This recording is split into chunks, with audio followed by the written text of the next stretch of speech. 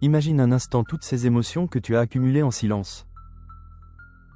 Ces mots que tu n'as pas dit, ces colères que tu as avalées, ces tristesses que tu as cachées, ces peurs que tu as laissées s'installer dans ton ventre sans vraiment les regarder. Ne penses-tu pas qu'à force de tout retenir, ton corps a fini par devenir une sorte de coffre-fort émotionnel, plein à craquer, prêt à déborder au moindre choc?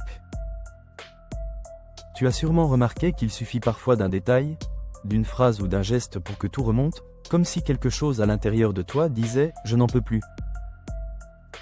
Aujourd'hui, on va parler de la libération émotionnelle, pas au sens mystique ou spectaculaire, mais dans ce qu'elle a de plus simple, de plus humain, et de plus profondément neuroscientifique. Tu es sur NeuroSublimity, la chaîne où on explore comment ton cerveau, ton corps et tes émotions interagissent, pour t'aider à mieux te comprendre et à avancer plus librement dans ta vie. Et si tu découvrais que ton cerveau garde certaines émotions non pas parce que tu es fragile, mais parce qu'il essaie de te protéger?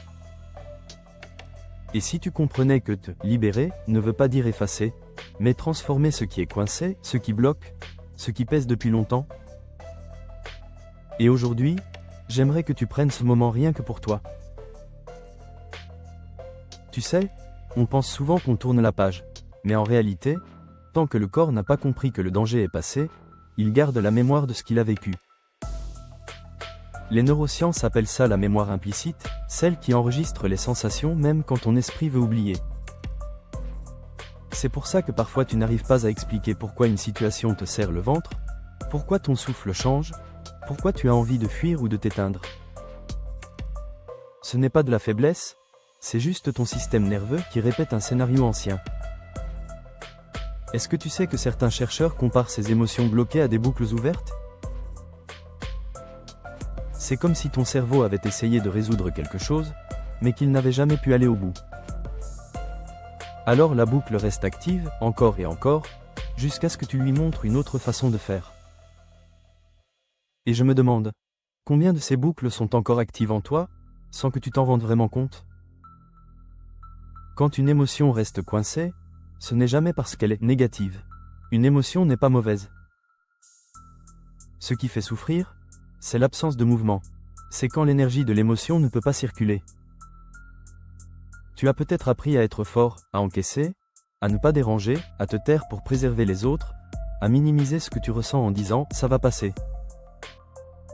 Mais ton corps, lui, ne ment jamais. Il te montre exactement ce que ton cerveau essaie de cacher. La bonne nouvelle, c'est que tu peux l'aider à se libérer.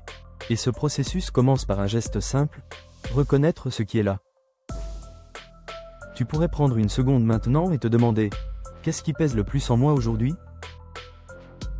Où est-ce que ça se sent? Dans la poitrine qui se ferme? Dans la gorge qui se bloque?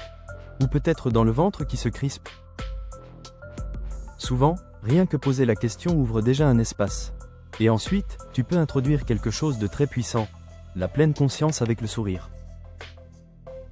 Pas un sourire forcé ou artificiel, mais un petit sourire intérieur, doux, comme si tu te disais « je suis avec moi ». Ce sourire active instantanément certaines zones de ton cerveau liées à la sécurité. Il envoie un message à ton système nerveux « je ne suis pas en danger ». Tu serais surpris de voir à quel point cela change la sensation dans ton corps. Que ferais-tu si tu pouvais retrouver cette sécurité, même pour quelques secondes?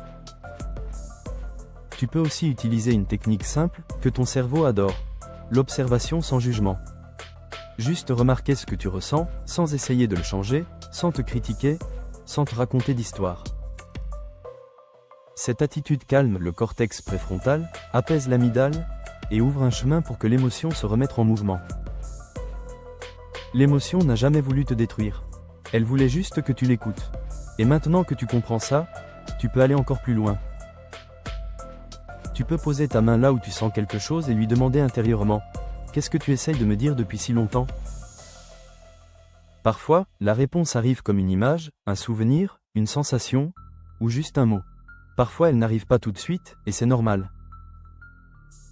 Ton corps parle un langage subtil, et il attend que tu apprennes à l'écouter doucement. Ne penses-tu pas que si nous avions appris à dialoguer avec nos émotions, au lieu de les fuir, nos vies seraient bien plus légères? Et si la libération émotionnelle n'était pas une explosion, mais un retour à la fluidité? Un retour vers toi?